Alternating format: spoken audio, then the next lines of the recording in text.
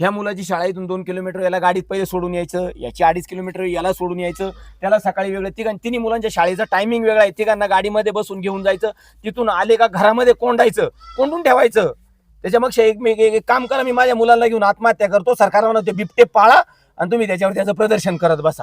आजचा जो प्रकार आहे सर, अक्षरशः त्यांनी मेंढी सोडली, माझ्या लेकरावर अटॅक केला. उद्या दुर्दैवाने तो दरवाजा लोखंडी आहे, तो जर कधी लाकडाचा वगैरे असता, बिबट येतो, हत्तीची ताकद आहे त्याच्यात, तो दरवाजा तुटून आत गेला असता, माझ्या लेकरांना त्यांनी जर काय केलं असं, माझी लेकर बाळ कुठं पाहिली असती. माझा मुलगा इतका घाबरलेला, माझी मुलं घाबरलेली, डॉक्टरकडे नेलं, हा म्हणतो शाळेत जायचं नाही, हा म्हणतो पप्पा उद्या बसून मी जाणार नाही. मग माझ्या मुलांनी शिकायचं कसं? ते म्हणतायत कुत्रे भुंकतायत, कुत्र्याच्या आवाजाने येतो कुत्रे पाळू नका, तुमचं पशुधन हे हुंबरतंय त्याच्या आवाजाने येत आहेत, पशुधन पाळू नका. मग आम्ही करायचं कसं, जगायचं कसं शेतकऱ्यांनी? आज ही सगळी माझी 2-3 लाखाची नुकसान झाली, याला सरकार काय देणार आहे का? सरकारला म्हणावं की तुम्ही फक्त निवडणुकीपुरते येता, घोषणा करता, नंतर कोणी बघायला सुद्धा येत नाही, वेळेवर कोणी फोन उचलत नाही.